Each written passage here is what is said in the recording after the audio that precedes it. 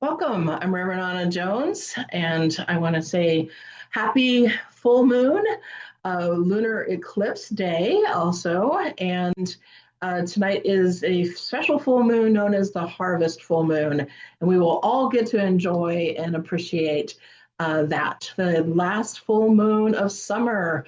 Hard to believe. It's actually really hard to believe. It seems like for me personally, this summer went by very quickly.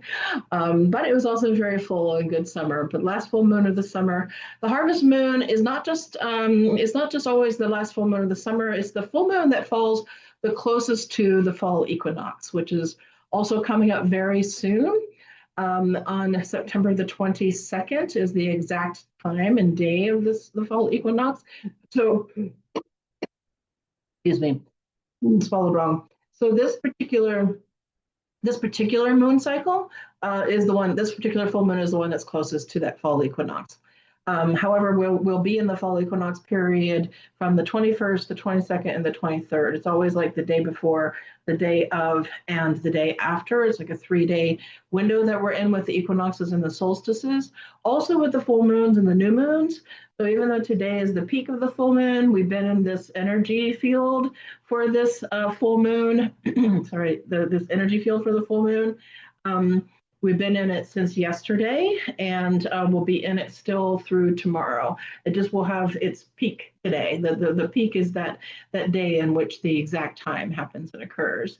And this particular one, like I said, is also a lunar eclipse, full moon lunar eclipse, not visible in the U.S. and not happening right now, not happening tonight when it's dark out or anything like that because it's not visible in the U.S. It actually happened and occurred earlier today. For those of you who were keeping track of those things, it occurred around, I think it started around 11, the calculations I calculated around 11:25 a.m. Eastern time, which is why it was not visible to those of us here in the United States.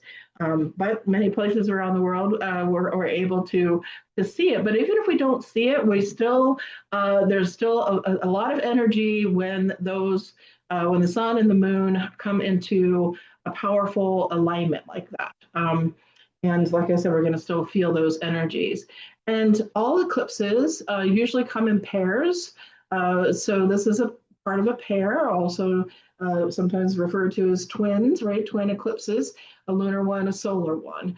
And so there is going to be in 2 weeks from now, when we get to the new moon, a solar eclipse that this is part of. So not only are we going to be feeling these lunar energies these next 24 hours into the third day here, this 3-day window, but then for the whole 2 week cycle, for this whole fortnight, so to speak, that is between the full moon and the new moon, we're actually going to be experiencing a building up of the eclipse season energy. So think of it as not like a season of the year, but a season in which something is happening and occurring and it's not finished yet, right? So in that way, it's referred to as eclipse season. So we're in like the peak part now of the eclipse season. And eclipses, like everything else that is a part of the sacred natural timing of our natural cosmic influences, as well as planetary influences upon us, they all amplify energies. And of course, the most powerful thing about that amplification is the alignment that takes place. But where the sun and the moon are located at, those things can play a role as well. I'm not going to be talking about the astrology of this particular moon or of the upcoming solar eclipse. So there's plenty of people who specialize in that. I think there's so much to learn from. However, if you want to know like the astronomically precise locations of where these energies are, where the sun and the moon are located at, then sidereal astrology or Vedic astrology is what I recommend for that. And I still think it's valuable and it's helpful for working with the Western astrology, the tropical astrology as well, even though it's not astronomically accurate as to where the location of the sun and the moon actually are during these things. but it does tell us within the tropical view of it or the seasonal view of it, certain energies that the moon and the sun are carrying. So, in that tropical Western astrology, there's the energies of Pisces that are influencing this particular one. So, again, I encourage you all to go and go deeper if you're interested in all this stuff, what I call sacred time, right? It's all natural time, universal time, the things that influence our body and our body rhythms and our emotions, and just very, very strong energetic influences on us. But we don't tend to run most of our calendar systems or timing systems off of them these days, perhaps even to our detriment, because there's so much of what is natural within us that is aligned with those natural time, that natural order of things. That then I think it's can be more conducive for us to get out of balance as a result. So anyway, I just wanted to share all those things with you. The harvest moon, though, like I said, we're all going to be able to enjoy that as long as it's not cloudy out where you are, as long as it's not raining or anything, to be able to go out and see it. The last, like I said, the one that's closest to the equinox is the harvest moon. So it's a time period for harvesting. Obviously, that's why we're calling it that. I know here in Northern California, where I'm located at, it's time to harvest the apples. It's time to harvest the grapes. It's time to harvest several of the vegetables. I know to the Native American tribes, and I wanted to just kind of quickly list a few of the things that I looked up as far as names and titles that they use for this particular moon. They had lots of different names for it, harvest moon obviously being one of the ancient Celtic titles of it. But there's lots of, when I looked up some of the other, like many different Native American here in the U.S., in the North America, I looked up many different other names. Lots of them think of there's harvest connected to it. The Hopi, for example, the moon of the full harvest to the Hopi. But there are some other things, the Lakota, the moon of the browning leaves, right? When right after this moon, that we can start to notice, especially the further north you are, perhaps some changes in the leaves, and of course, fall very much right around the corner. The Zuni, also the harvesting of the corn, that was something that was also related to the harvest. But then the Cree call it the snow goose moon. The Creek call it the little chestnut moon. So, but what you'll find in common with a lot of the different Native American titles for this particular, any full moon, right? Each one has its own different name that they give it. Is it has something to do again with nature and what is happening and occurring in nature and in the natural world around us. So that's the benefit of kind of knowing those things too. It's not just like for us to kind of plant or anything like that. It's really for us to be able to understand the energies, right? To understand, oh, this is the timing, this is the sequence, these are the energies associated with this. So a lot of what we've been growing this year for ourselves inside, right? Using it as a metaphor as well, it's time to see some of that returning to us. A lot of any healing work that we've been doing, it's time to see some of that returning to us. So many of the intentions we've been working on, perhaps it's time to see some of that returning to us. Several things that we may have been working really hard at, like creating or manifesting or setting intentions for. It may be time now to reap the harvest, or to maybe that will begin, right? It's possible that it's not like, happening right away, but maybe now this entryway, the harvest moon entryway into what will be the fall season will be a time for that to be able to kind of maybe manifest or return, or to reap the rewards or reap the benefits of that. So there's all of that I wanted to share with you. And I think that was it. A couple more things about the twin eclipses. I took a few notes here to make sure that I covered everything. So I said the energy is going to be building up into the next one, which is the new moon solar eclipse happening on the 21st of September. And it's right on the cusp of the equinox. So it's it is in that 3-day period of the equinox. It's in the first day of that 3-day period of the equinox. So it's a very, very powerful time for you to work with these energies all throughout the next 2 weeks, and really use it as an opportunity to, set intentions for what you're not only wanting to release and let go of, which is definitely appropriate for the full moon, but also what you're wanting to welcome in. I also find when it comes to working with stones and crystals and gemstones and try to, wear something or that might help us to align with the energies of eclipses, that it's good to work with moonstone and sunstone. So if you have even small pieces, they don't have to be jewelry, to be able to wear those or carry those during the times of eclipses, can help us to move with that, can help us to align properly our energies, and be amplifying the things that we want to be amplifying, because all of them, when these things come into alignment, when these sacred, powerful cosmic influences come into alignment, all of them give us an opportunity to amplify what we want to be amplifying in our lives, in our world, etc. Prayers, ceremony, ritual, obviously meditations, those things all are very appropriate for days such as this, and for the one that is coming up, and that what is continuing to build. So even though the lunar energy is waning, the solar eclipse, from it being a lunar eclipse to a solar eclipse, that's going to be building. The last thing I'll say about eclipses in general is they tend to bring things up out of our shadow, right? Because literally the light is for a temporary period of time being obstructed and obscured, and a shadow is being cast, which is what creates the eclipse effect. Obviously, the light is not going out, the light is still there. It is just being temporarily obscured and obstructed, which is what even creates the reddish color that people, everybody's talking about the blood moon, the blood moon, the blood moon. It's not uncommon for lunar eclipses to be that color of red, because the shadow being cast blocks out a lot of the other colors of white light, and there's still some of that red light that's able to still shine through, but the shadow is still blocking out, and obscuring and obstructing that light temporarily. But this particular one was one of the longer ones, and definitely that we've seen in a long time, and I believe it's for a long time that we'll see that long of one.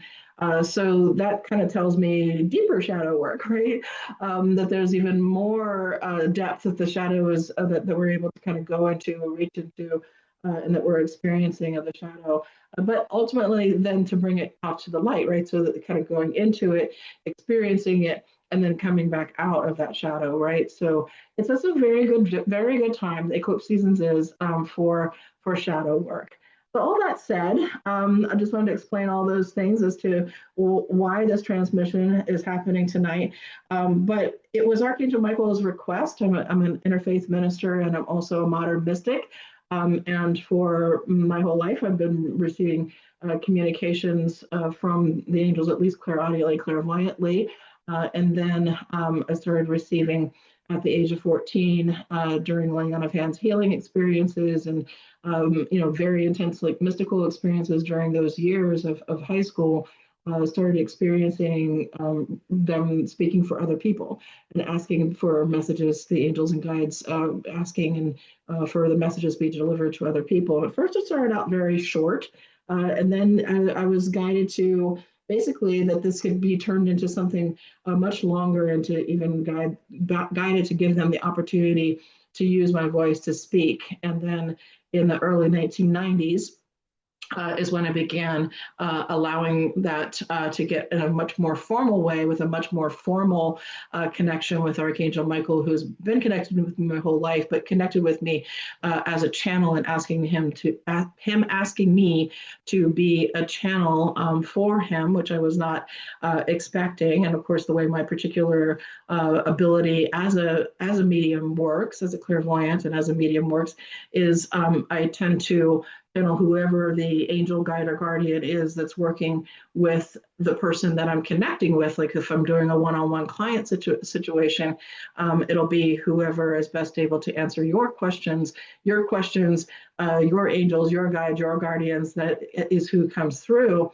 And so that was happening already. But it was kind of surprising to me then that Archangel Michael was like, well, we're going to advance this. We're going to advance this. And it asked me to be a conscious trance channel for him, a meditation trance for sure, but awake, hearing what's being said. And I will be going into the trance state here soon. There's just a process that they gave me as they were developing this for me over the years. They've given me a process and told me if I always stick to it, it'll always work. And so I do always stick to it until they tell me otherwise. The process includes never going forward without questions, like kind of never really approaching them, so to speak, without some kind of questions. Even if it's in a private session, again, it's your questions. But if it's in a global transmission like this, it's questions that can benefit any or all of us. So for the global transmissions, which I've been doing for many years now, I usually do them on whatever dates Archangel Michael wants to do them on. And this year he wanted to do them on the full moons. And there were 7 different ones. And this is part of that series, right? So this is one of those full moons that were listed in those series of months that he wanted to be doing these global transmissions. So I didn't just set this up only for tonight. It is part of a series that has been posted. All of the others in this series, full moon series for Archangel Michael this year, have been posted up on my Celestial Voice podcast, which can be found for those of you who are new, because I know some people sometimes come from Facebook and you're new. You can find that on the same website, which is AnnaJonesOnline.com, and my name Anna, A-N-A, and then Jones Online, all one word, AnnaJonesOnline.com. Just click on podcast up in the menu, and it's all free, all of those podcasts. There's like 52, 53, 54 of them now, something along that line. And they're just the more recent years of been doing these. And you'll be able to listen to, starting at the top, the most recent ones that are in this series, because they're very profound. They're not just for the moon. Just like tonight, I definitely want him to tell us anything special about this particular moon. And one of my questions to him is there anything we need to know or do during this particular eclipse season? Perhaps anything that we need to prepare ourselves for the upcoming solar eclipse. So definitely putting that question out there. But they're not just for this, they're not just for this time period. They're actually containing timeless wisdom, things that would take maybe even our entire lifetime to be able to fulfill and complete, maybe all of it, that we are working on individually in our soul's journey, and that we are all working on collectively in our collective, human growth and our human evolution with each other, and definitely towards our spiritual enlightenment and planetary ascension. So there's things within them that are indeed unique and timeless. And so in each one of the write-ups for the podcast, for all the previous messages that have happened, you'll see also just kind of things that I thought were key points that he made. It's very hard to give them titles sometimes, because the last one that is titled the from last full moon, that's titled The Planetary Quickening. I just titled that because it kind of seemed like all the different topics were connected to that particular theme, but he spoke on many, many different topics, including the ones that he says are his themes. His main theme for this particular series, his theme is, he said, working through these times of uncertainty and being able to navigate basically through these times of powerful uncertainty that we're living in. And then his second theme, which may be his biggest theme of all, perhaps, who knows, I never know whether it's one or the other, but he's been speaking on the topic of emotions. And each time in this full moon series thus far, he's been speaking about a different set of emotions. And so that'll be one of my questions that I also put out there to him, because I know that he's listening, and that's the way that I kind of formally launch the questions. And I just kind of just speak about them and put them out there, knowing that he's listening. So one of my questions would be, what emotions would he like to speak to us about this time? Each time it's been very illuminating and enlightening, and like whole new interesting way of kind of thinking about them and working with them, and extremely, extremely helpful for helping us to take that energy and use it for the better. And I'll explain really quickly, and he probably usually does too. He likes to kind of remind us that when Archangel Michael is talking about emotion, he's talking about energy and motion. He's talking about energies that we feel and that we emote them.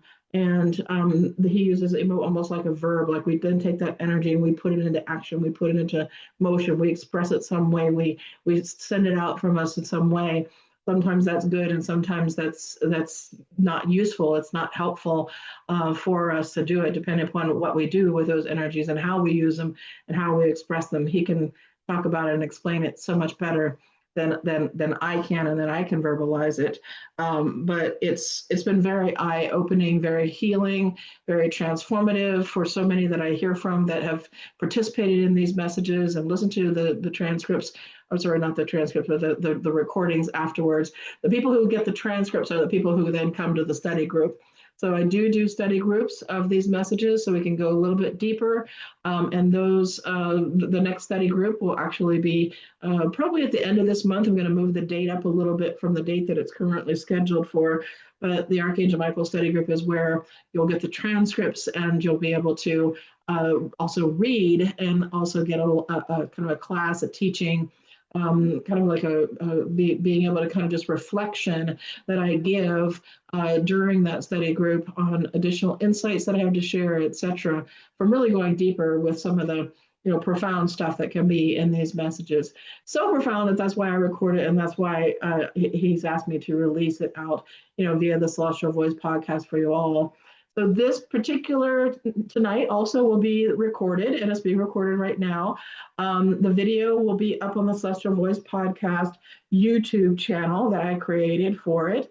I just created that a few months ago, and there's a few of them already up there, but not as many as is on the audio podcast. The audio podcast, Celestial Voice podcast, is available on my website and on jonesonline.com, and also through Apple Podcasts, which used to be called iTunes Podcast, if they still call it that, but Apple Podcasts. So those are the two locations where you can hear just the audio only. YouTube is where you'll be able to listen to this as a complete video, even the introduction. You can always just scroll through the introduction. Remember that, if it's like kind of far in the future, or whatever, you want to go back and listen to it, you can always just scroll through the introduction I'm giving now and the questions that I'm asking now to where the transmission part will actually begin. And it's going to begin as soon as I'm done asking these questions, right? And doing a little bit of this review with you all. Also reviewing for the sake of many people attend like them all, or if they don't attend them all, they listen to them all. So there's a lot of people who get something valuable out of the kind of reviewing like where he's been, what he's been speaking about. So anyway, getting back to the questions. So I'd like to know if there's anything further emotional wise he needs us to know. He's been describing a emotional tsunami, like our emotions are so amped up, and so many of the influences, including that planetary quickening that he's speaking about upon us, have been amplifying things so much this year that he says our emotions are amped up into almost like an energetic, not a literal, but an energetic tsunami of emotions that can sweep through us and over us and also out from us and around, and it's kind of like moving around the world, so to speak, in these large like waves of emotional energy. So if there's anything further we can do about that, that would be helpful. I did receive from the study group members a couple of questions to throw in here that I think would be good to bring in now. Those who participate in the Archangel Michael study groups, they also get to submit questions for these global transmissions. So one of the questions that I got that I think fits right now, and is a good appropriate time to ask it, from one of the study group members is, can Archangel Michael explain the true meaning of Wu-Wei? Those are terms from the Tao Te Ching, by the way, along with misconceptions about it. So I guess explaining like what it is, the true meaning of it, along with misconceptions about it, such as many mistaking it as a form of passivity. Would Wu-Wei be considered a virtue? That's an interesting question. So Yeah, I'll let him. I'm not going to go into defining what it is. If he wants to answer it, and there's no guarantee he's going to answer any of these questions that's been submitted by the study group members or from what I'm putting out. He may have his own complete agenda. That happens sometimes, and he just, it's not that he's ignoring the questions. He always says they'll get answered some other way or some other time, maybe even to them personally. But he just feels to use his time differently.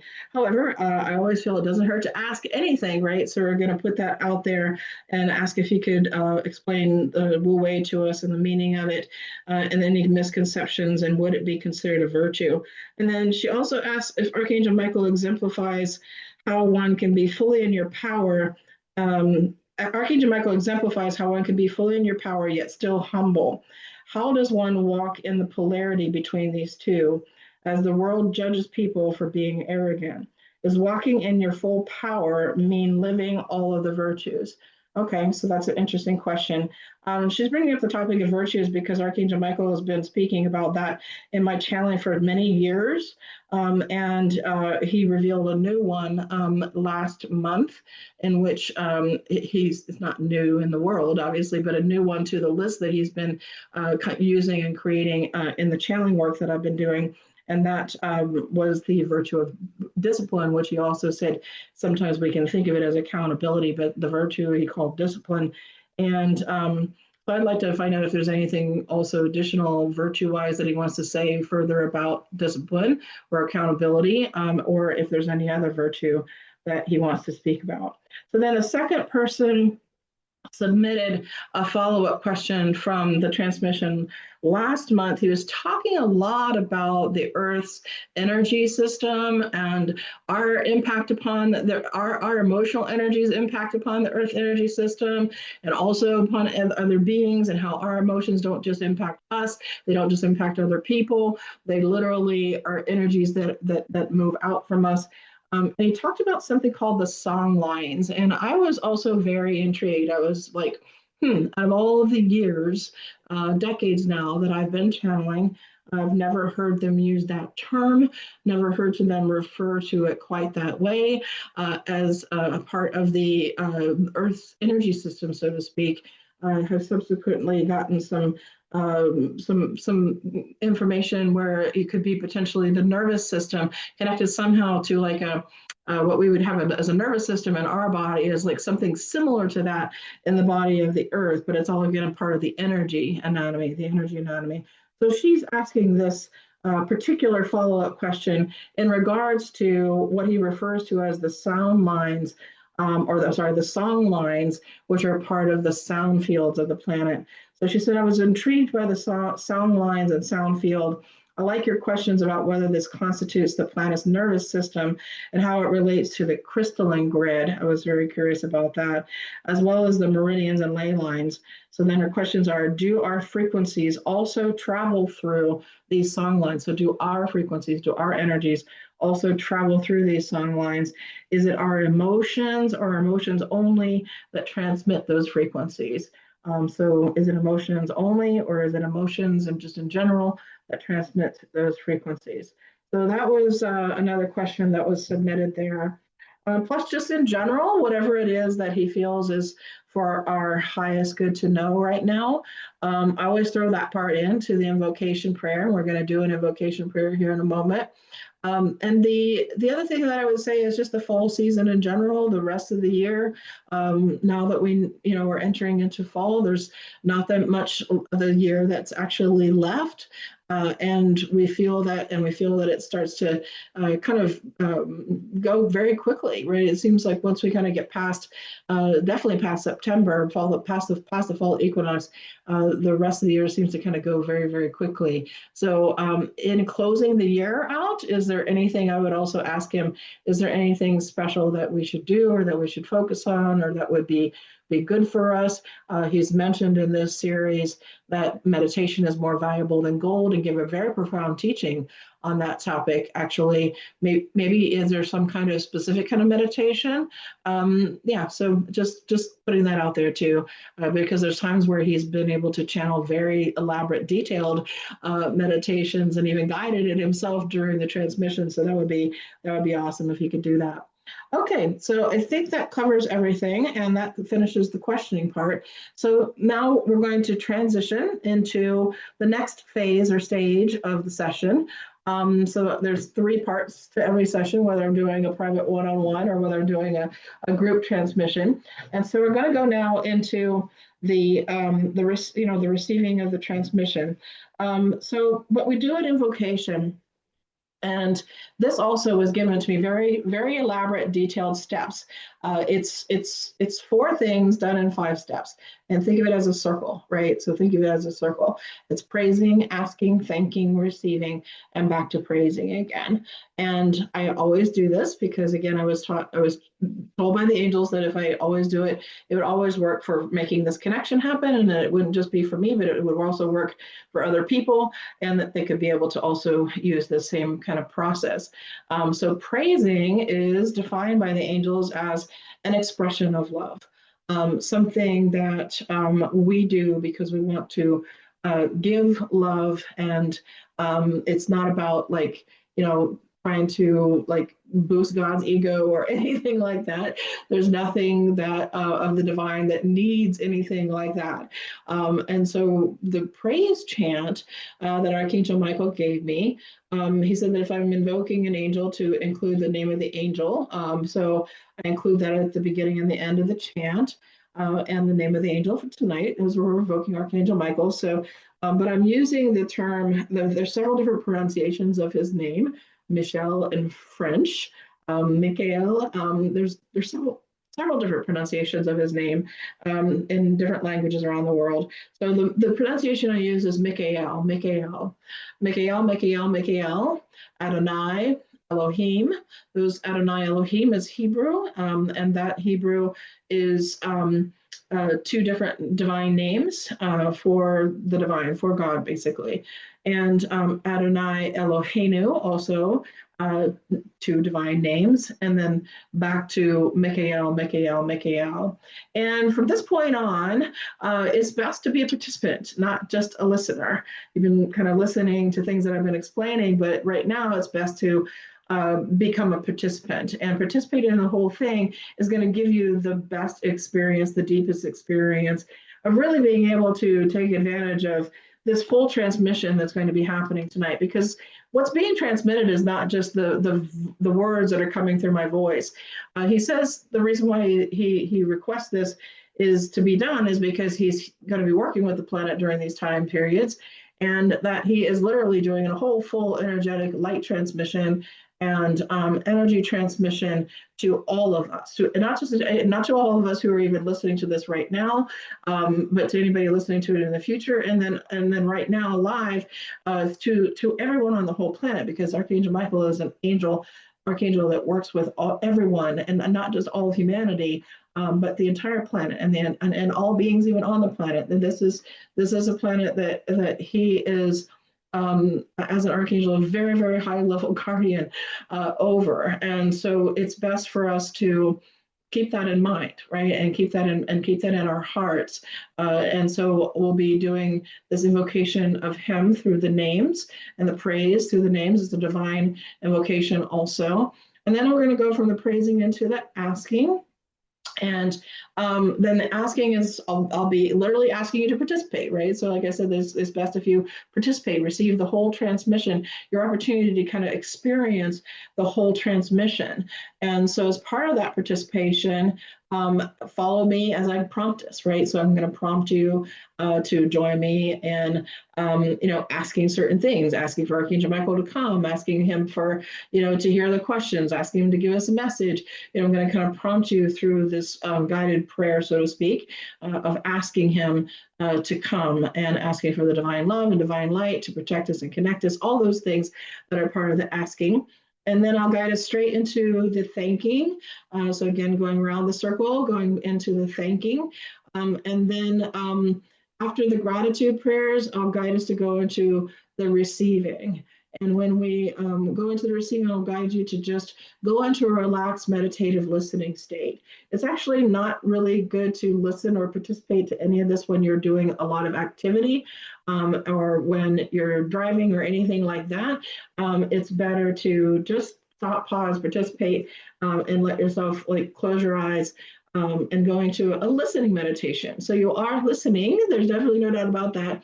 But you're trying to like meditate on the words and meditate on what you're hearing, or just meditate on being open to receive them to wherever he is trying to speak them to. Because many people report to me that they felt like he was speaking directly to them, or they felt that exactly what they needed to hear was said, or that they felt his presence. They feel his energy. Many of you who have reported this to me over the years and over the months of this series, even of that you can feel that that connection and that presence of him connecting with you if you participate in the receiving part of it as well. And the vocal part will come through during that time period. The message portion of it coming through my voice. I'm hearing it at the same time you're hearing it. I'm not hearing it and then saying it. I'm not thinking it and then saying it. I'm actually hearing, watching, listening, witnessing at the same time you are. And I can sometimes receive visuals. I can sometimes receive other things that I feel. Sometimes I can receive strong emotions, my own, and sometimes even the intensity of the emotions that Archangel Michael has that can be very, very moving, the way that they're coming out. Yeah, all of that. And so whatever it is, as soon as it's finished speaking, as soon as the vocal part of the transmission is over, I'll begin to guide us up out of the meditation. And the first thing I like to do is to complete the process, right? So I like to throw in a little bit of gratitude as we go back to that praising again. So I just kind of like do some gratitude and then return back to praise. The praise again, when we bring the process back full circle, it doesn't have to be a lot. Although if I were on my own or something doing it, I would do it maybe longer. But we can just do it like Adonai Elohim just by itself a few times together. And again, ask you to participate in each one of these steps, including doing the chants. Again, silently or out loud, depending upon your situation. But definitely everybody's muted here. I'm not even able to see or hear anybody that's on, and just as you're not able to see or hear each other. So participating in that. And then once that praise chant is finished and that process is finished, the first thing I like to do is to do my best, and that's not always easy, to speak right afterwards, which can be sometimes very challenging, to explain anything that I saw, heard, or felt, or things that really stood out to me, or that I thought was special. Just kind of being able to try to process, get some of that out as quickly as possible. Sometimes there's a lot of visuals, sometimes there's none. Sometimes it's all things I feel. Sometimes I don't feel anything. So it's just everything, the whole spectrum of what's possible. And then we'll be finished. Then we'll be finished for the evening, and everybody will be able to use the chat during that time period to say hello and say goodbye. But I don't pay attention during the chat or let people ask questions before, because it just would throw me off of my rhythm, so to speak. So I try to stay in the rhythm of and the flow of all this beforehand, and then we'll do some chat there at the very end of people saying hello or making comments or asking questions then, right? And if you have any follow-up questions, you can always put it on the chat at the end. All right, so let's get started. Let me just get a drink of water here.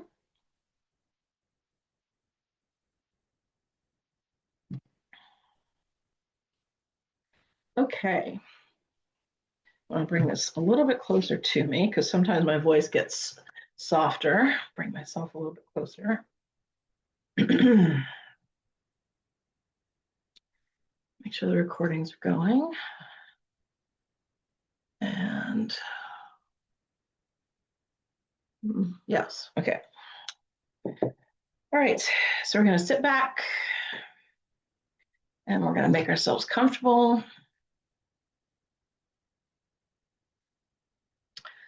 We're going to close our eyes. We're going to begin by taking some long, slow, deep breaths in order to center ourselves.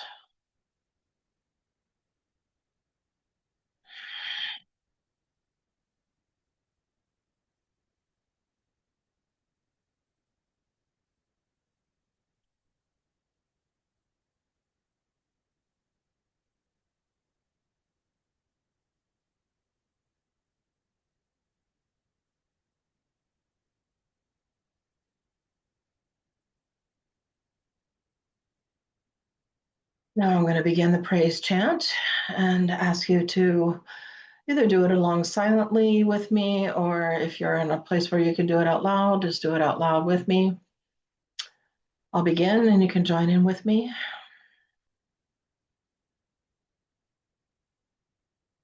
Michael,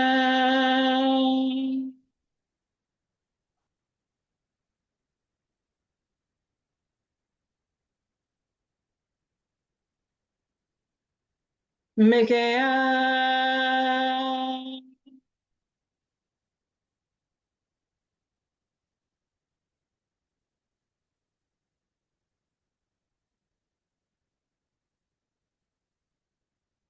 Michael.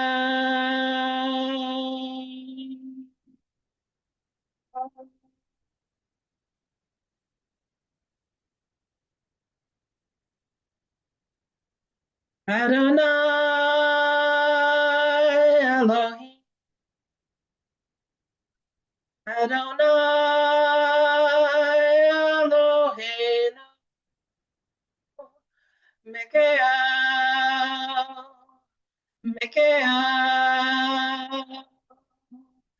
Mikael, Mikael, Mikael, Mikael, Adonai Elohim, Adonai Elohim, Mikael, Mikael, Mikael, Mikael, Mikael, Mikael, Adonai Elohim, Adonai Elohim, Mikael, Mikael, Mikael, Mikael, Mikael, Mikael, Adonai Elohim, Adonai Elohim, Mikael, Mikael, Mikael, Mikael, Mikael, Mikael, Adonai Elohim, Adonai Elohim, Mikael, Mikael, Mikael.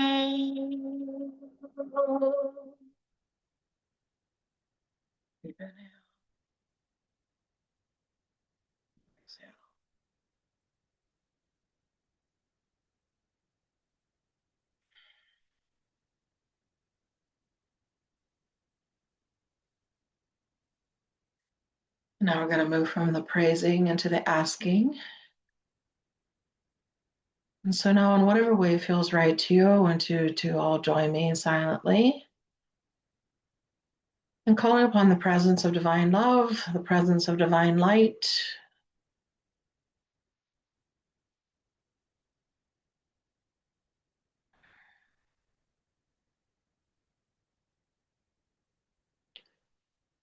I'd ask that we all be joined together in a circle of love, a circle of light that transcends beyond space and time, connecting us spiritually, protecting us on all levels, protecting all that we are connected to. And a circle of love and light that also extends to include all.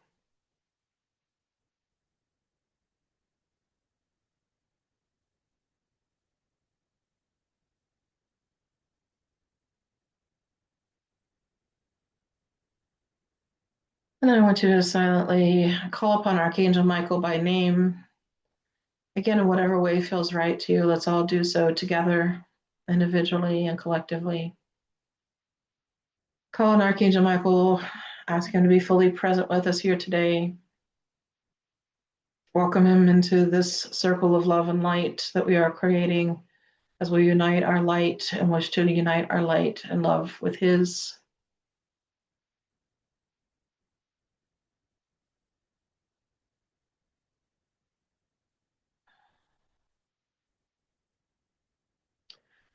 And then silently, let's ask Archangel Michael to bring through global transmission for this full moon, to freely give all of the message that he wishes to transmit, all of the energy that he wishes to transmit.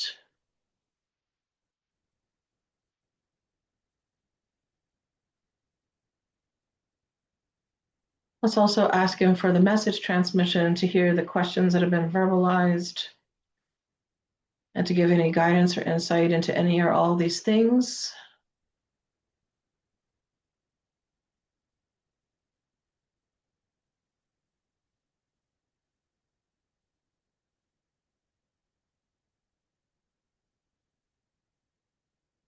Then we're silently going to give him permission to speak to us freely about anything that he feels is for our highest good to know right now, our collective highest good to know right now.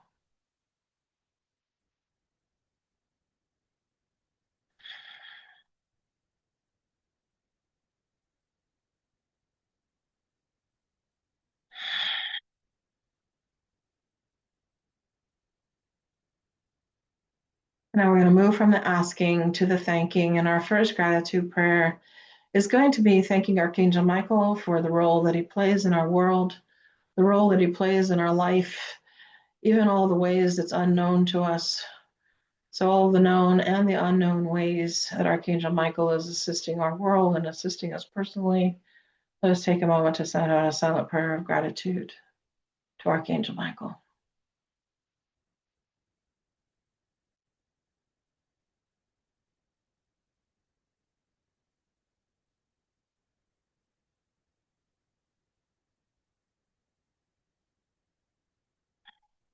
And then our next and final prayer of gratitude will be directly to the divine, and in any way that we want to do that. Just sending out gratitude intentions, gratitude prayers, but just really expressing our gratitude for life itself, for the blessings of life, and for the blessings in our lives.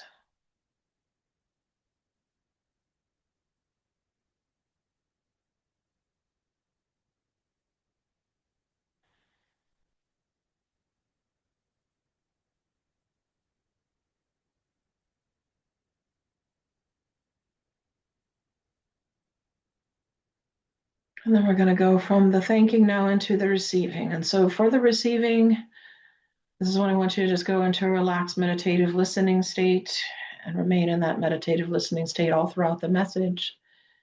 Just open yourself to receive the full energetic transmission, not just the words, but also the full energy and light that he is sending to you, through you, to everyone. I'm going to go deeper now into my silent meditation until the next words will be the vocal part of the transmission coming through.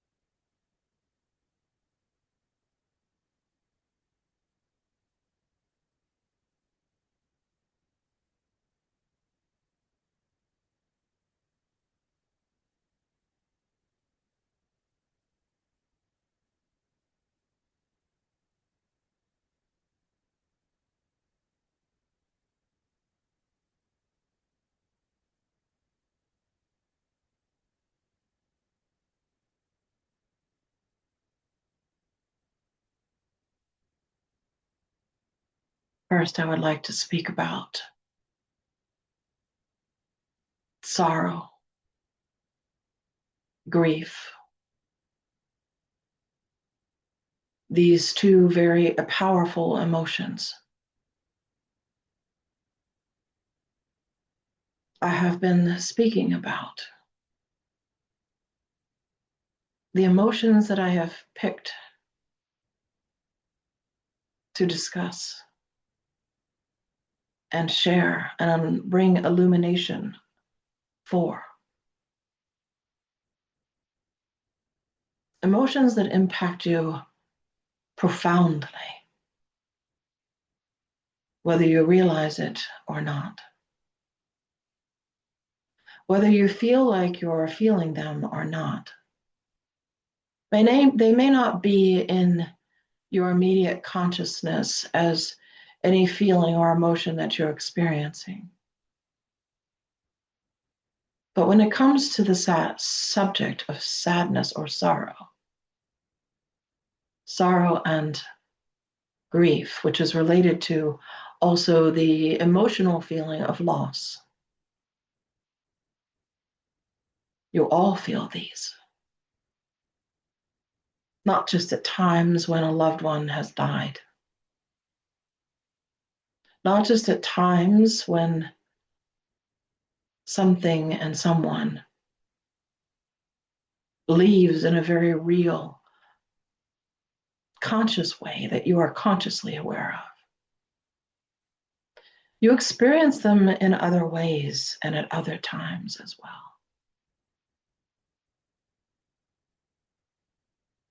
Sorrow is something that can go deeper and deeper and deeper.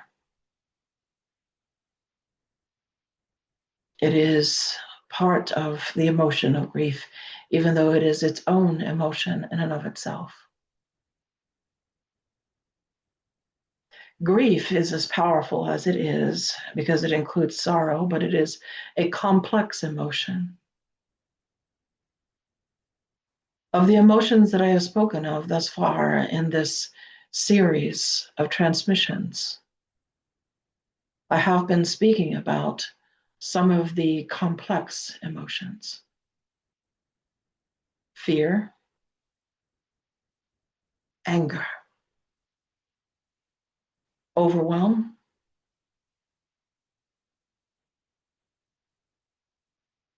unworthiness,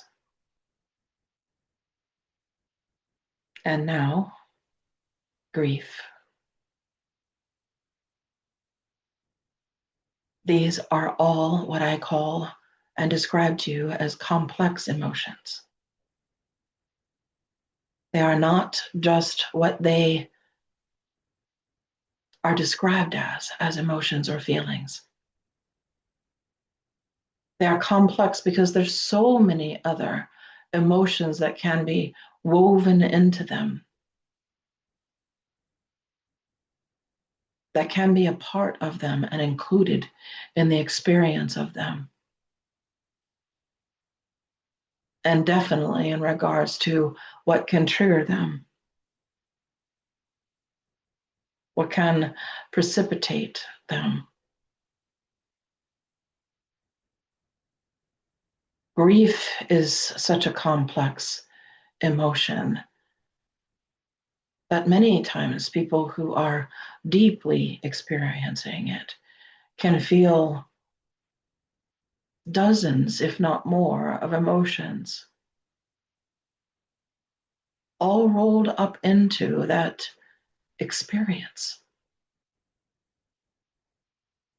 That it literally becomes an experience of grief, not just a feeling of grief, not just an emotion of grief. Despair being sometimes one of those emotions as well.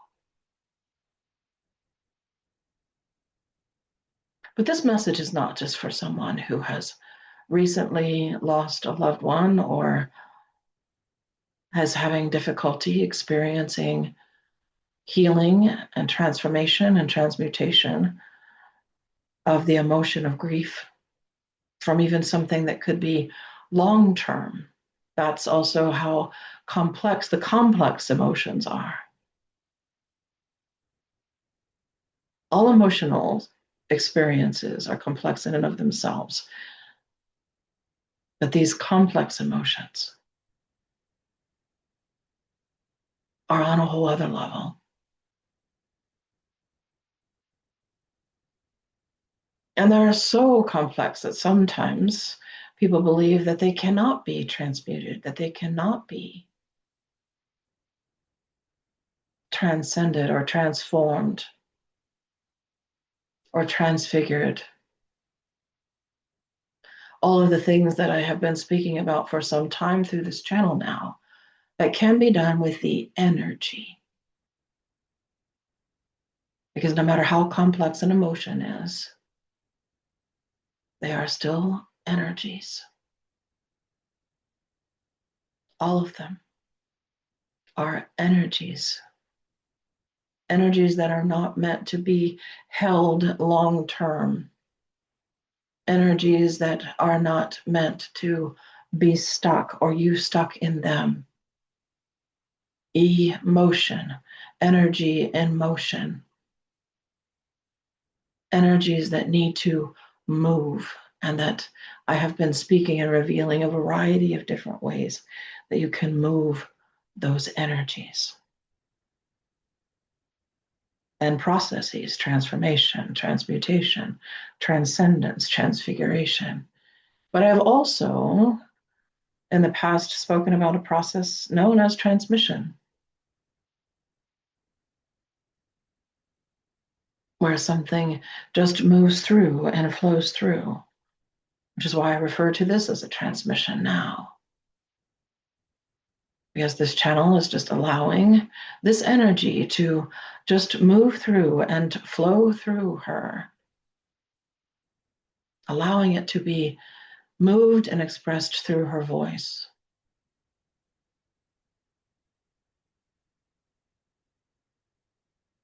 And with certain complex emotions, it may require a combination of all of the above. Perhaps it cannot all be transformed or transmuted. Perhaps it cannot be all transcended or transfigured. Some of it, especially with the most powerful, complex emotions, of which grief is amongst them, transmission must be involved.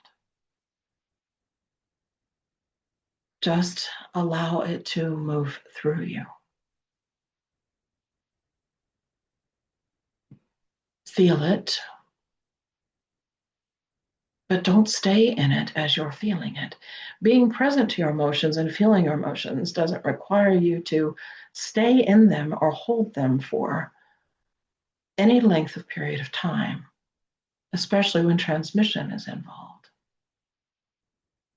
They can move through you like waves. Even grief over a long period of time, it may not be there constantly, but it can move through or come up like a wave. Whenever it is there on the conscious level, transmission can be very helpful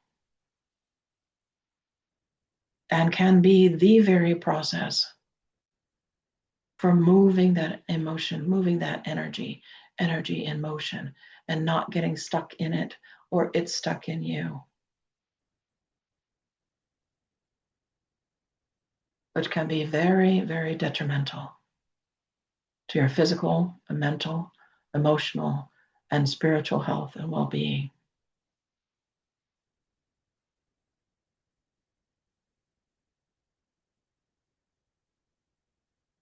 Allowing it to transmit through you, where you're not holding it. The analogy I have used every time I've spoken of transmission, I will use again. Like light passing through a window. The window, the glass, being you in this analogy, being your mind, being your body. The light in this analogy being the energy of the emotion, no matter how strong it may be. Be present to it, Don't ignore it. Don't deny it. Don't suppress it. Allow it to move through you like light through a glass, like light through a window.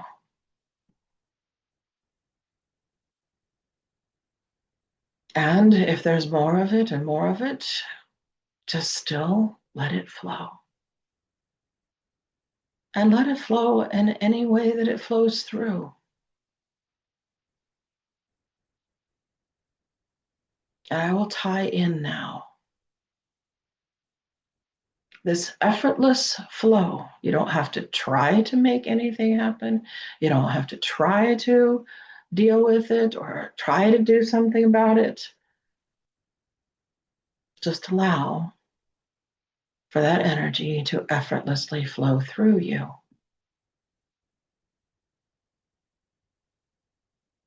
And it helps immensely if you are connecting to the divine source, because then it can flow through you. And as it is flowing through you, it flows back to source, back to the divine source of all things that has the power to heal all things, restore all things, create all things, renew, regenerate, resurrect, rebirth all things. Letting it flow through you.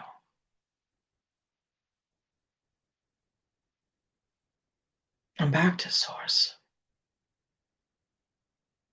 In an effortless flow, and this is how I will describe Wu-Wei. I'm not describing it from any cultural perspective. I am answering the question that I have been asked. And I'm describing what its true energetic flow is, what its true energy. And that's ultimately what it is describing, is the movement of the force of life. And how that force of life is meant to flow through you in every way, including on the emotional level. First and foremost, that force of life, which is also a force of love, that it flows like water. It flows. It moves. And it is meant to always be flowing and moving, like the force of life that you refer to as your life force. And your energy anatomy and the planet's energy anatomy. It is energy, and it is divine energy. It is the force of life that must always be flowing through you. And it flows effortlessly. You don't have to try to make it happen. You don't have to force anything to happen. The force is the force. The flow is the flow. And it's an effortless flow. But does effortless mean that you do not do anything, or that there may not be any action involved, or that it may not move you in some way? The answer to that is no. That is not what effortless means. Because indeed, when you are in full transmission of your most complex emotions, and it is just, they are just effortlessly flowing through you, like light through glass, and you are returning that back to source, because light is light that always is and always will be. Even light that it gets absorbed into shadow, it still returns back to source.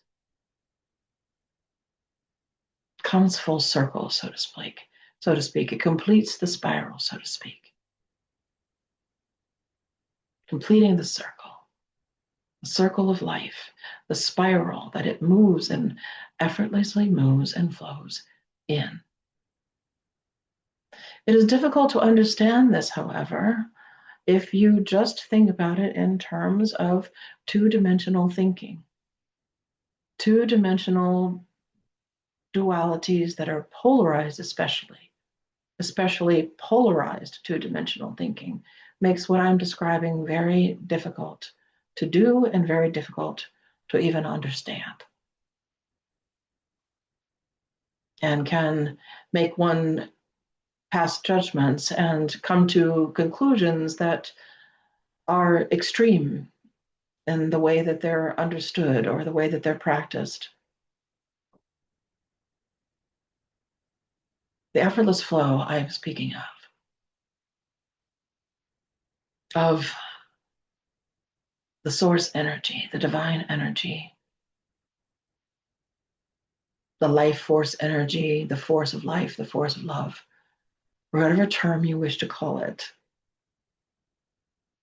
It's been known as the Tao. It's been known by innumerable names because it is everywhere. It is everything. And everything is in it. The divine is in everything. And you are in the divine.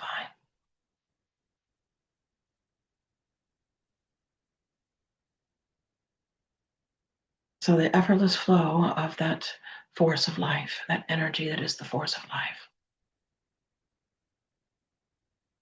as you allow it to effortlessly flow through you, it doesn't have to stay, and it will not necessarily stay. It can go, it can fade. Even if it returns again. Even if it returns again and again and again, it can still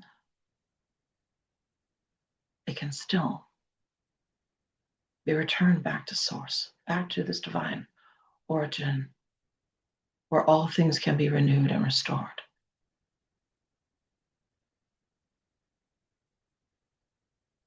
I know that this is such a complex emotion.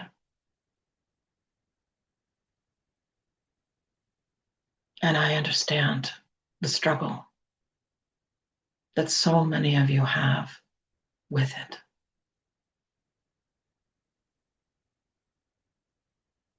One of the other things that comes along with it is the strong emotion of loss. That is part of its complexity. Some of these complex emotions are like a blending, synergized blending of many other emotions, all together as one, as I've referred to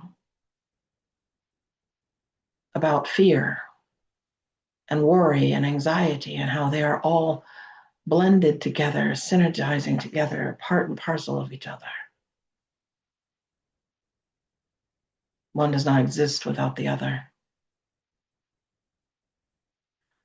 So why am I choosing this series of emotions tonight? On this particular full moon lunar eclipse, it has to do with the shadow. The shadow is not the absence of light. It is always, always, always a temporary obstruction and obscuring of that light. There is never a time that it is not temporary. This is important for me to emphasize, that everything in your life, all of the energies that are moving through your physical body, all of the energies that are moving through your mental body, as I've been speaking about them as if they are bodies in and of themselves, fields of energy within themselves, and the emotional body, that all of them are part of space and time, are incarnated. You are incarnated in these energies that are part of the space-time continuum that I refer to sometimes simply by the name of the material world. All that is of time and all that is present and incarnated in time is temporal. Time is temporal. And all that is temporal is temporary. All that is temporal is temporary. So all obstructions, all blocking, obstructing, obscuring, absorbing, because that is another thing that happens when a shadow is formed, is that some of that light is temporarily being absorbed. It is all temporary.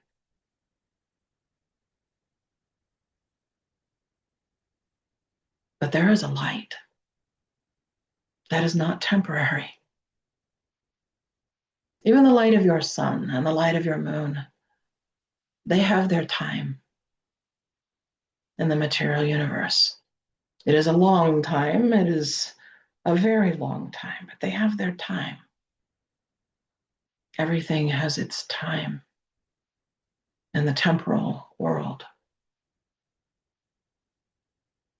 in the temporal space. But there is a light, the divine light, the light force, the love force, the life force that I have been speaking of, that casts no shadows, that is not temporal, and thus is not temporary. It casts no shadows, and it has an experience of love and is love that knows no bounds. These terms that I have used before to describe them. That which is eternal, beyond temporal, beyond space and the temporal space.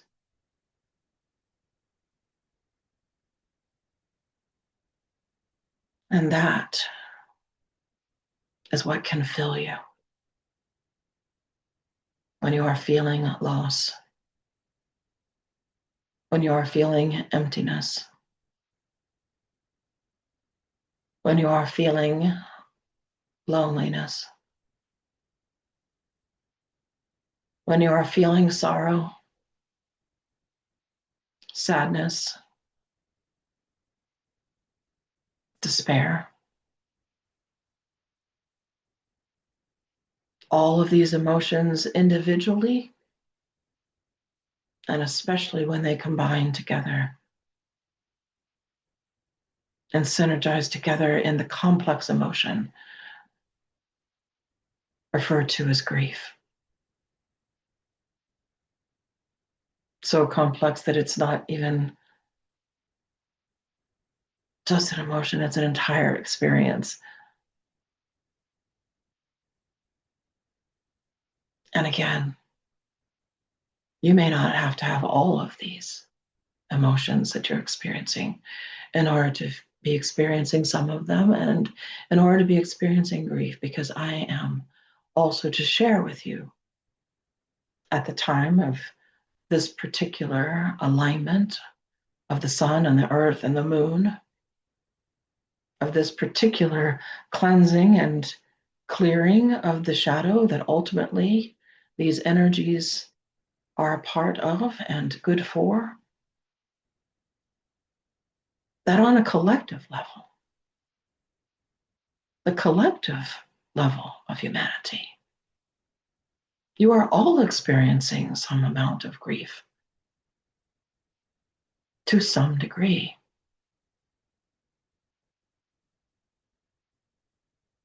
What the trigger of grief is for most of you is the experience of loss or the feeling of loss, but it doesn't necessarily have to be the only trigger. There can be other triggers there, and it doesn't always have to just happen and occur on the conscious level.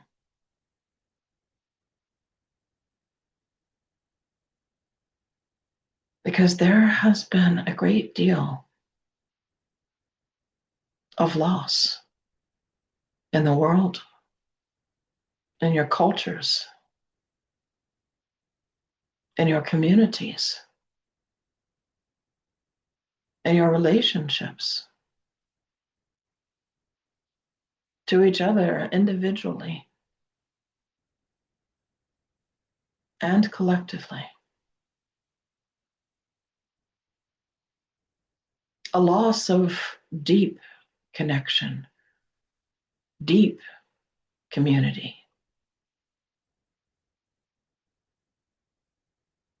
These things are real.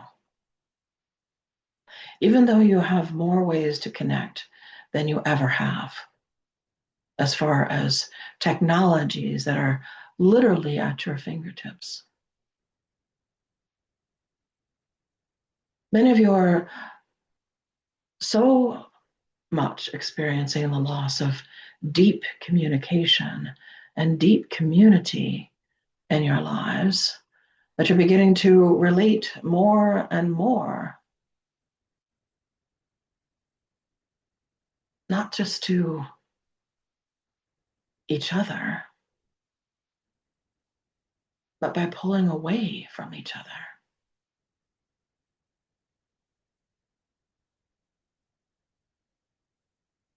Now is a time when community is needed more than ever.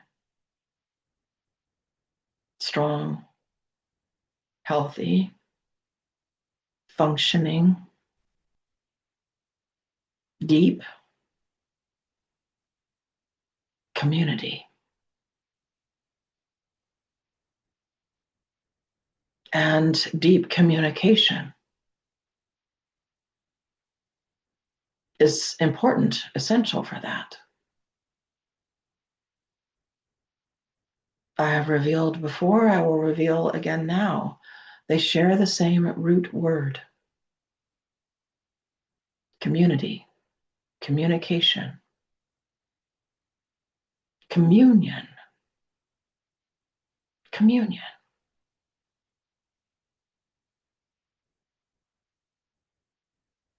A communion experience in relationship.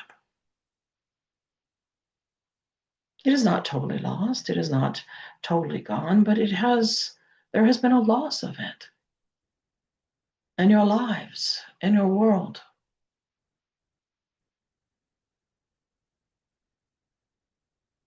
And the structures of how things are functioning around you.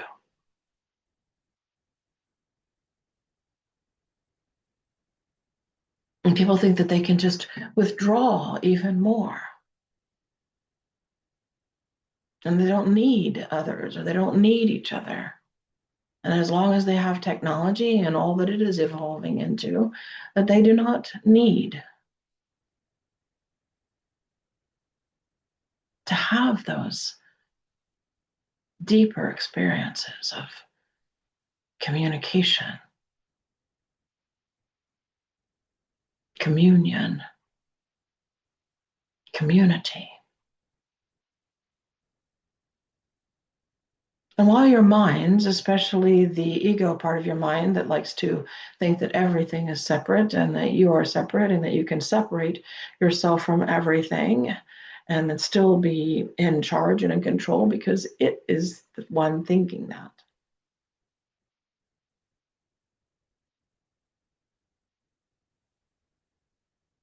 It is deceiving. That part of the ego is deceiving. It is casting a shadow of separation.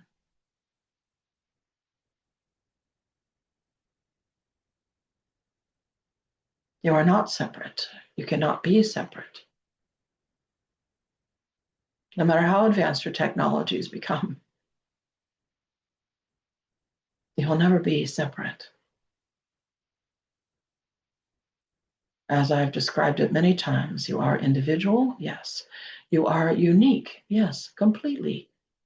Completely unique as the individual that you are. But you are intertwined, interconnected.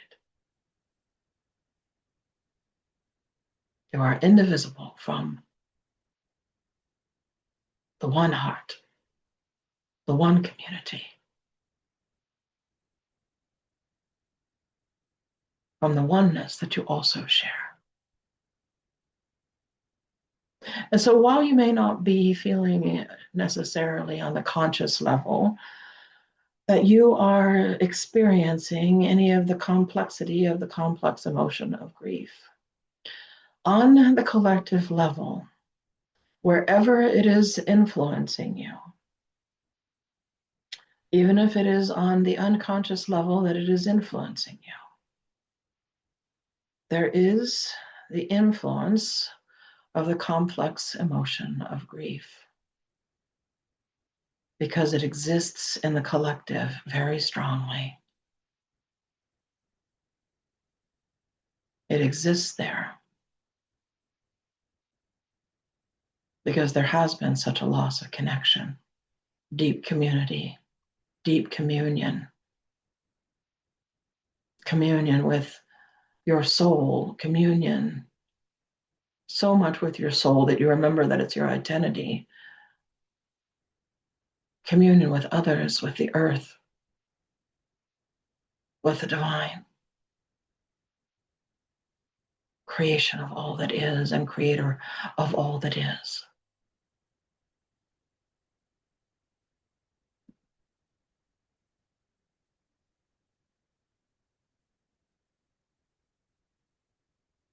But this grief, it can be completely healed. Not by going back, not by wanting what once was. There's only going forward on your spiritual path, on your spiritual journey.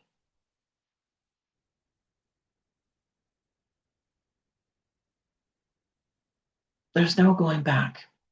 But, and I say but because time is not a linear thing. That which is of the past is not just a linear thing.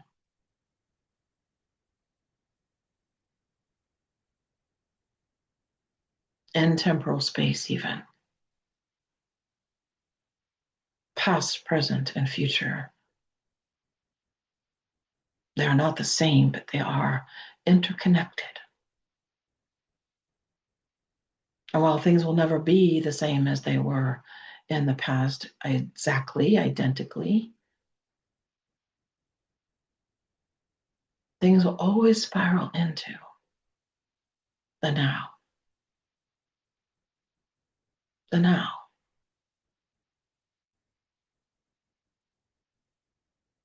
And so, yes, things that were once there in you,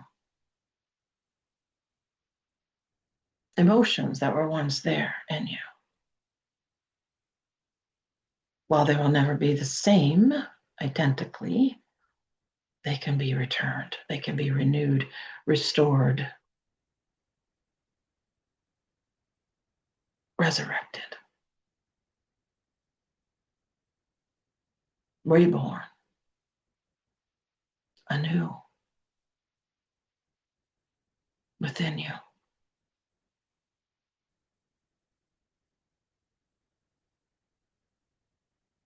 And so as you allow for Wu-Wei, the effortless flow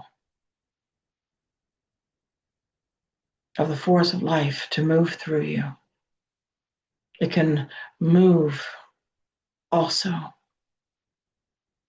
if you allow it, like water that cleanses and washes something. It can be a powerful force that can move and cleanse you of the emotion of grief, of the complex of the grief experience.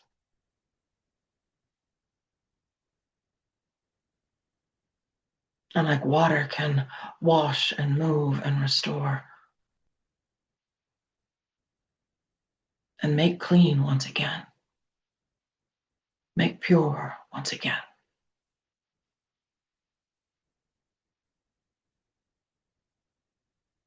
But you have to allow the love that heals all, the light that casts no shadows, the love that knows no bounds, to flow through you effortlessly. And to follow also how it moves you, because it will move you. It's not that there is no action. It will move you.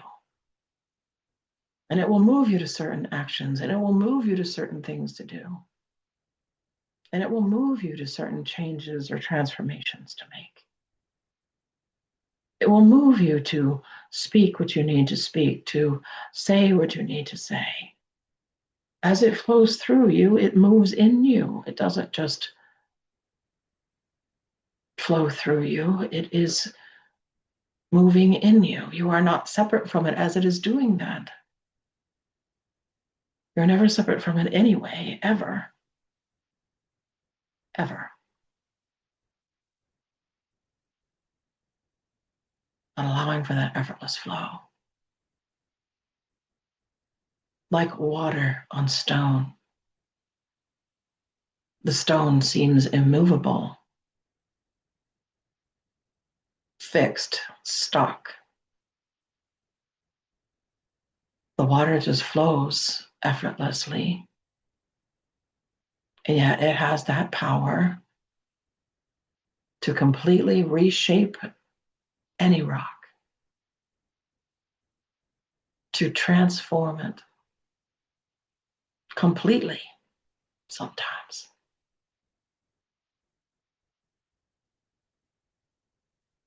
There's so much to say and more to say on this particular topic. And I am very grateful that the question has been asked,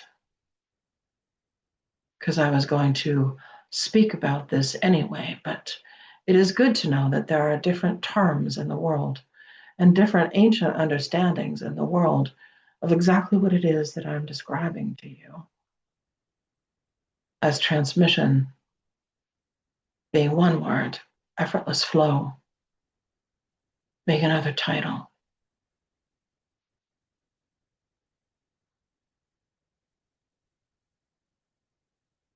But flowing,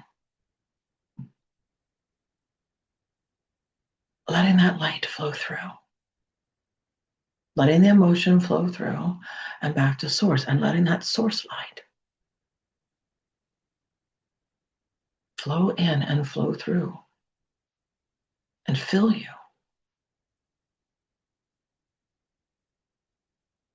Fill you.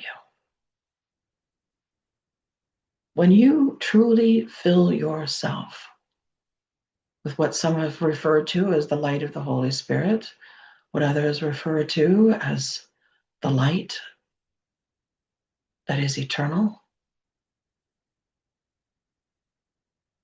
when you truly fill yourself with that, you are never lost. Nothing is ever truly lost.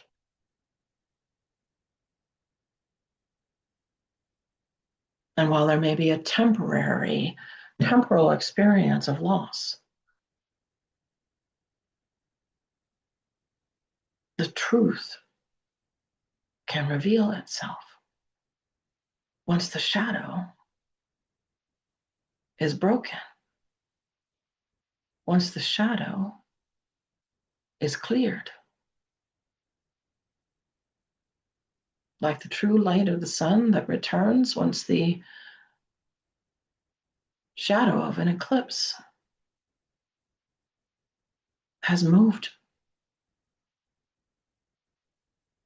And you have moved past it and through it. But you still have to move through it.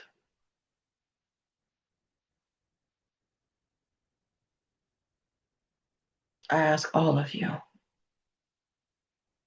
during this time period,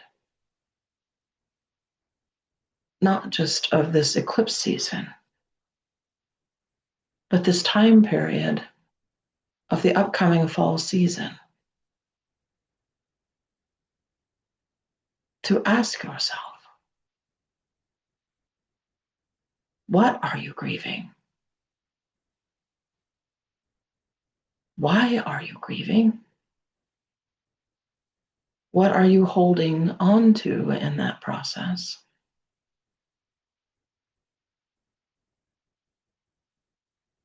Become aware of it. And then focus on allowing it to move and flow, not holding it. Bring in the virtue of surrender. Bring in the virtue of forgiveness. Bring in the virtue of hope, because hope always aids you in this process.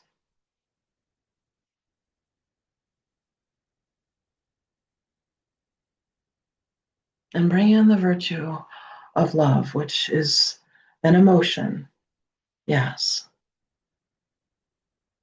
but I've described it as more than that.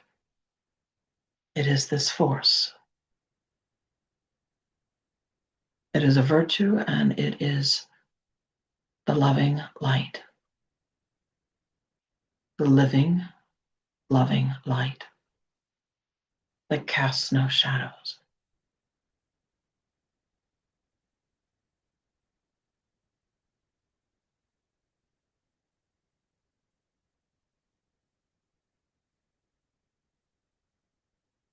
And in addition to those virtues, I will speak briefly about grace, specifically divine grace, transcendent spiritual grace.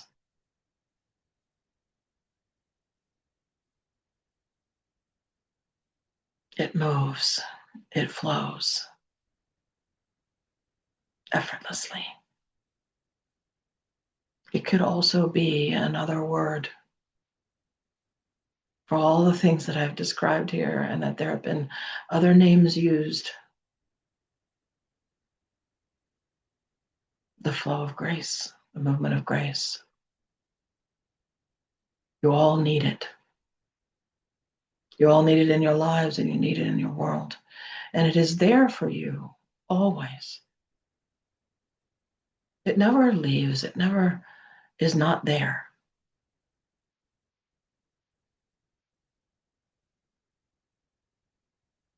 But you can still ask. For when you use your free will to ask, you choose it.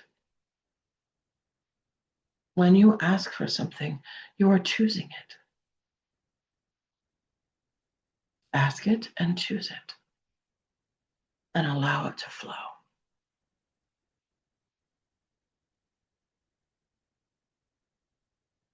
And divine grace is always involved. And it will always be involved.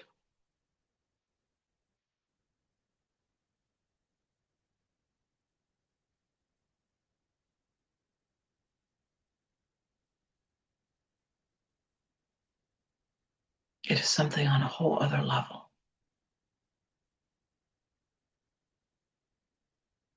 And it's there because of love.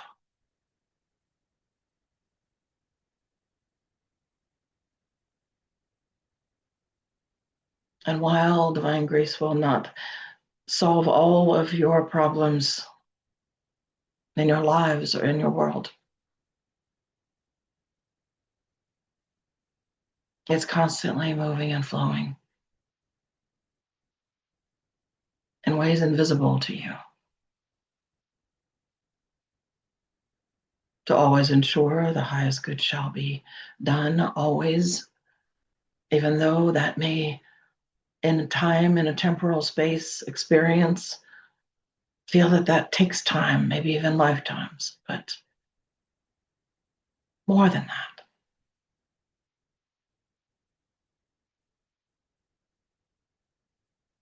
And so what I'm ultimately also describing is that no matter what it is that you're grieving, no matter what it is that you feel has been lost, or that there is sadness or sorrow about,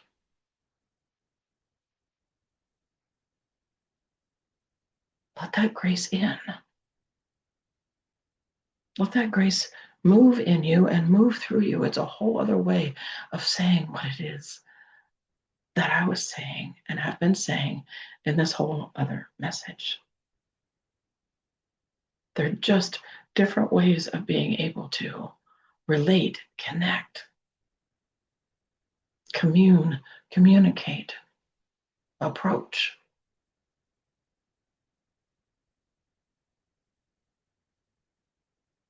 If it helps you to approach it as the very real grace that is there, a divine grace that is there, then approach it that way. Relate to it in that way because it is real.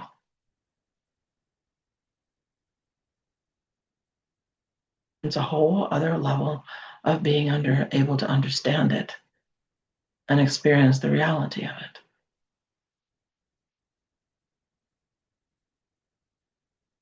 And divine mercy and divine grace does not want you to stay stuck in any emotions, no matter how complex they are.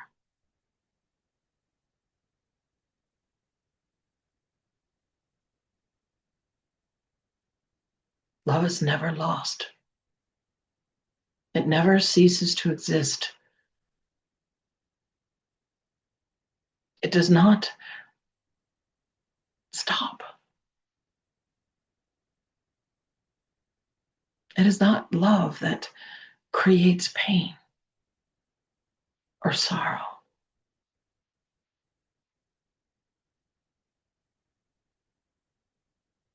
or grief. It's not love. Love is what the power is that can heal it, transform it, transmute it, transcend it, transfigure it.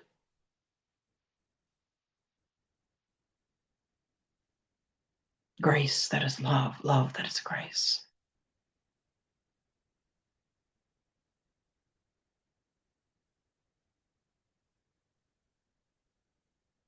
And as far as how it exists on the collective level,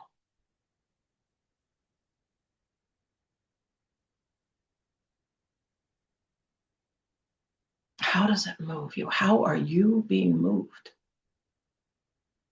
as grace moves through you? As the effortless flow of the force of life moves through you, what are you moved to do? To commune, to communicate, to build stronger and healthier communities, both on a small scale and some of you even on a larger scale.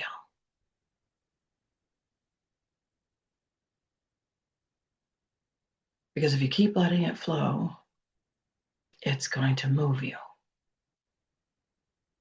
It's going to move you into an effortless action, move you in an inspirational way, move you into your dharma, out of your karma, move you into your destiny, into all of who you are, and keep moving you.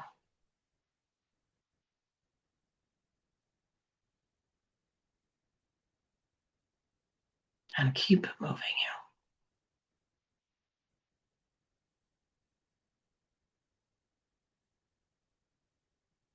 We use the analogy of light. We use the analogy of water because it's always moving. Energy is always moving.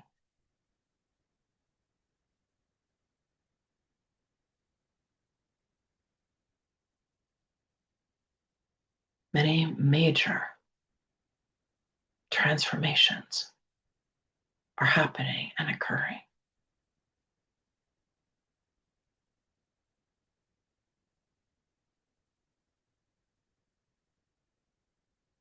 You all must move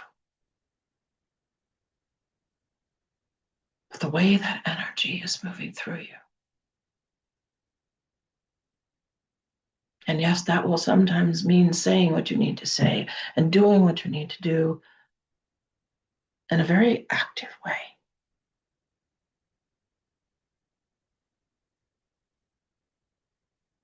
Moving water is moving effortlessly, yes, but it's very active.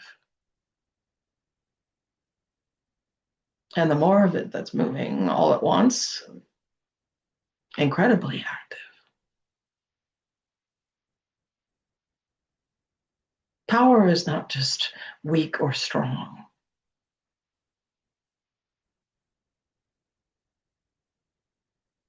The virtues of humility, peace, surrender, they are not just weak or strong.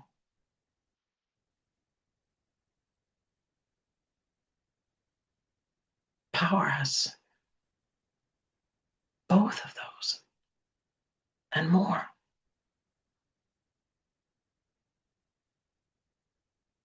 Even in your science, you understand.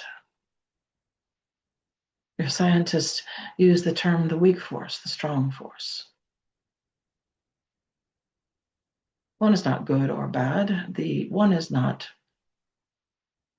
diminished and the other one better than.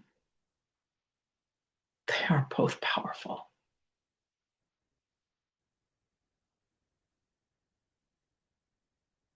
The masculine energy, the feminine energy, they are both powerful.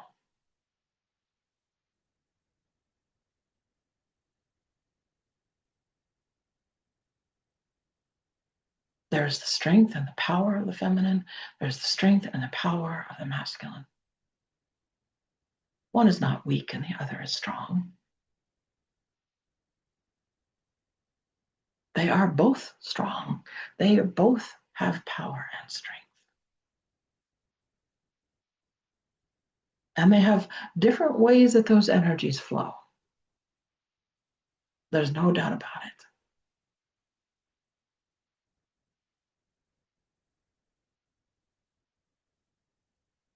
When those differences are honored, when those differences are respected,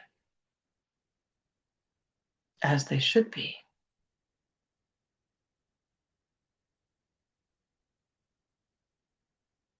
then deep communion can happen.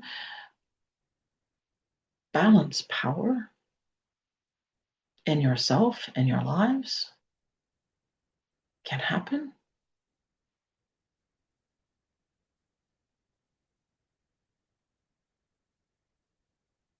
And these are just examples. I literally could go on and on and on at the way in which power is present. It's omnipresent. It's not just for the few. It's not just that a few have power and no one else does. Or that someone's power is greater than yours and stronger than yours and yours is weaker. It doesn't work like that.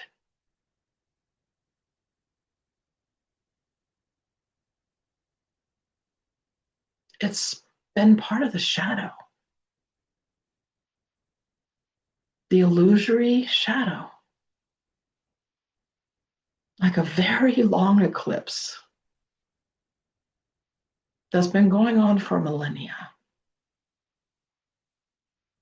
making you all feel that there is only the few that has power and everyone else has limited power or is powerless. when you all have the same power, and that same power comes from the same source.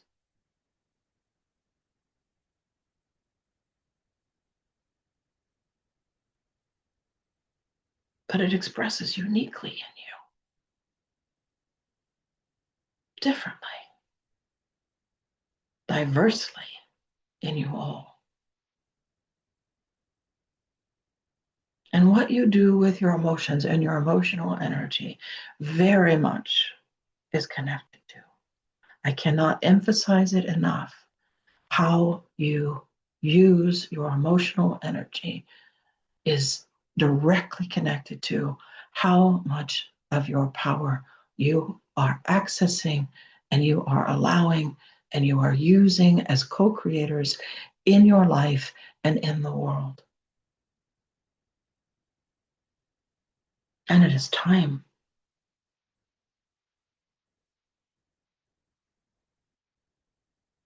for this that has been eclipsing you for a very long time, for this dark shadow that has been eclipsing humanity, all humankind, for a very long time, for it to be cleared,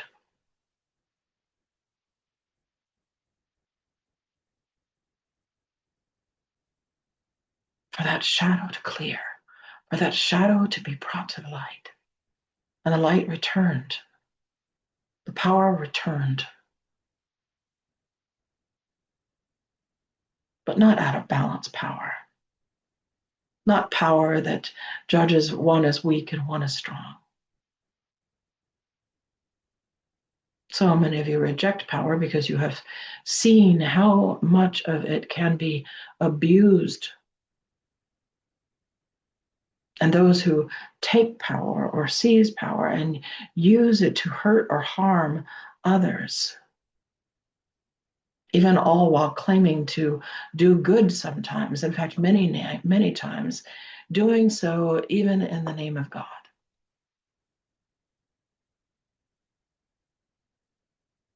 Which does not change it from being the shadow expression, the shadow use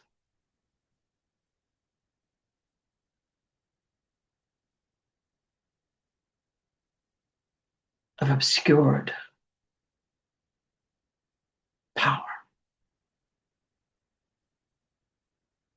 that seeks to obstruct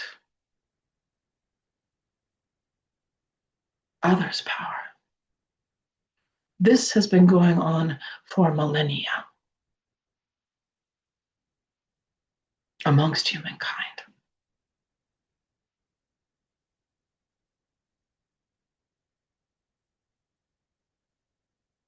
Have you made progress? Yes. Is it exactly the same as it was before? No. Is this truly an opportunity to break the cycle? To come out of the shadow once and for all and the eclipse to be ended? Yes. Will it happen immediately or right away? No.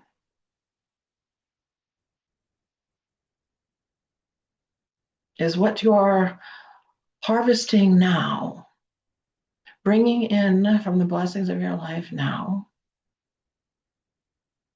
meant to be used to plant the seeds of what is yet to come? Yes.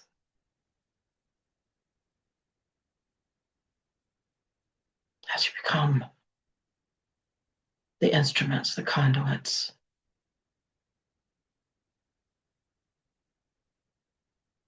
of the light, and move and flow with divine grace and the force of life that I have just described here today.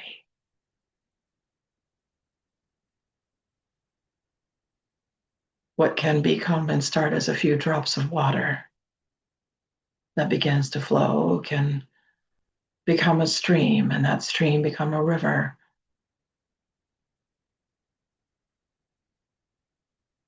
And that river become a mighty and forceful river.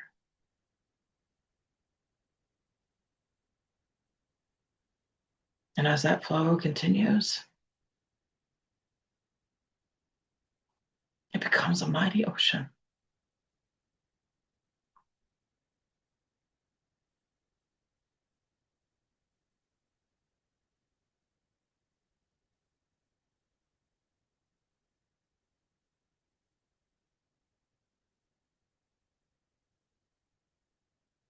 But you do have to also work with the virtue of trust. You have to trust. You have to trust your soul. You have to trust your light. You have to trust your deepest inner soul knowing.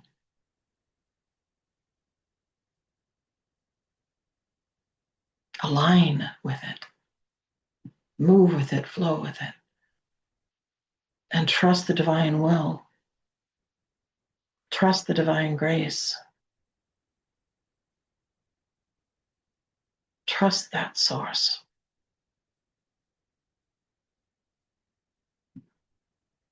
That's moving and flowing and will move and flow through you with grace.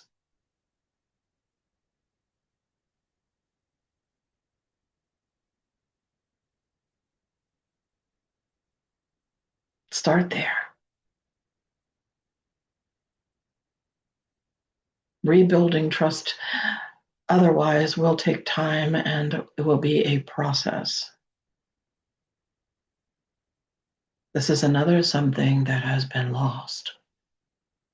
Another great loss that your societies and your cultures and even your race, the human race, has lost a great deal of trust has been lost.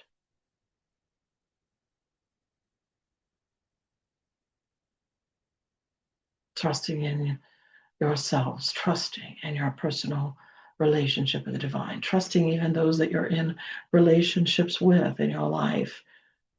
To what degree have you limited that? Are there conditions to that trust, and how far do you allow it to go?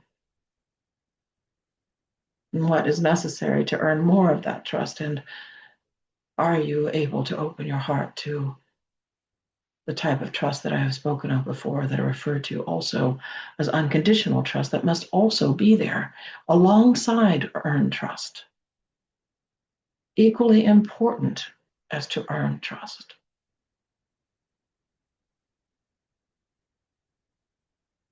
And then how to rebuild and reshape and recreate and co-create together.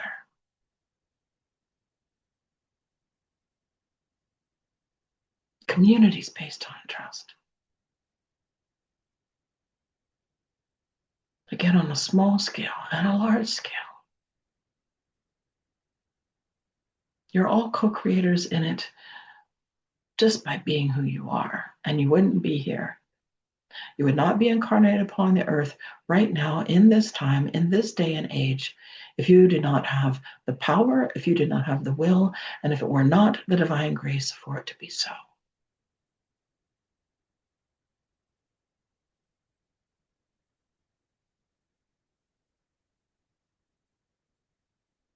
So flow effortlessly and make it so.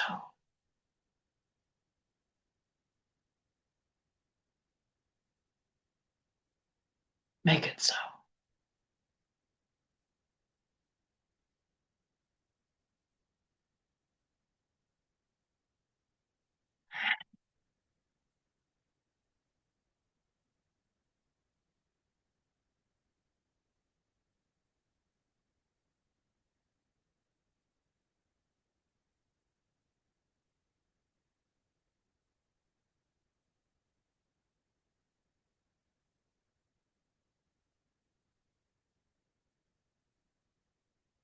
It's the end of the message. Let's just take a moment to Say a silent prayer of thankfulness and appreciation for the message.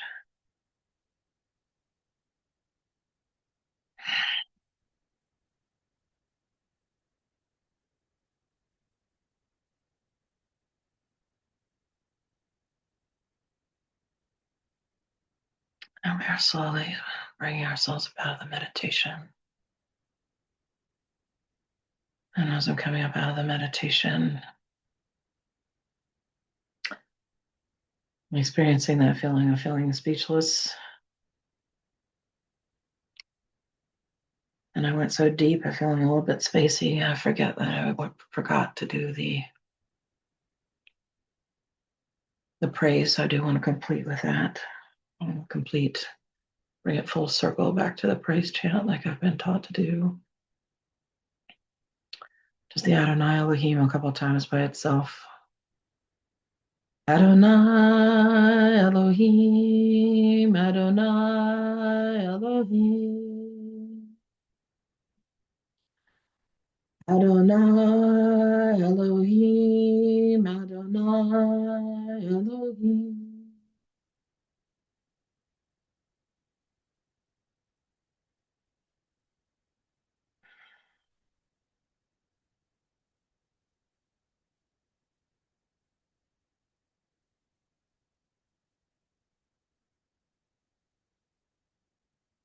There is one image symbol that was coming to me at the end.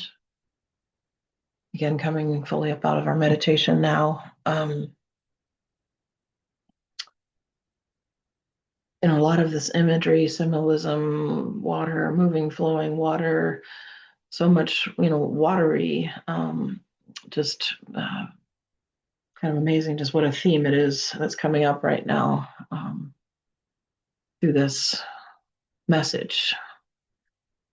But then I'm also shown images of stone, the water and the stone, and I was also shown the Holy Spirit as a flame, right? That presence that can dance and flow in that way. First, like a flame of fire, and I also saw a violet flame. Saw those images a few times, and then also saw it moving and flowing like air too. So the elements are somehow connected to the way that this divine energy moves and flows. It's not just a watery thing only, but this particular message, there was a lot of the watery imagery. It also makes me think of the elements in a different way, actually. The elements being just different ways that that same divine energy or and even divine grace that's being used flows, right? So in a manifest kind of form. So interesting. I'll have to meditate on that one about the elements. Oh yeah, like I said, I'm feeling a bit speechless after this, and trying to think if there's anything else. I just feel like there's so much in these messages. Always, there's so much richness to them. I guess the other thing that stands out to me is just the feeling of the word effortless. I love that word because we always want to make things harder than they have to be. We want this to be harder almost. Like there's a part of the mind and the part of the ego psyche that wants to stay in control and have to work hard on it. But we can actually be in this effortless flow, and that's part of what all of this oh well, how he kept tying it into this eclipse, but he kept using that kind of as a metaphor that we're in like one big long eclipse that's been going on for millennia when it comes to this particular shadow that's eclipsing our power and that we can, I mean, yeah, of course we can do this. Like, of course, there's no, to me, it's like when I'm in this channel, when I'm in the channel of the flow of what's happening is like, of course, there's no like doubting or questioning it. It's just like, it doesn't have to be hard. It really can necessarily be easy. I think that's interesting. The word effortless is interesting because he many times, usually on a very regular basis, says it's not easy. It's not going to be easy. We didn't come here for easy. Easy is not what we want. Easy is not what we came here for. But just because it's not easy doesn't mean it can't be effortless. So I think there's something to meditate there on that for all of us. So yes, now we can put questions, comments into the chat. I see there's already a couple of people that have. Let me stop the recording. I don't want it to get much longer, and then I'll go do that. I'll do that real quickly here.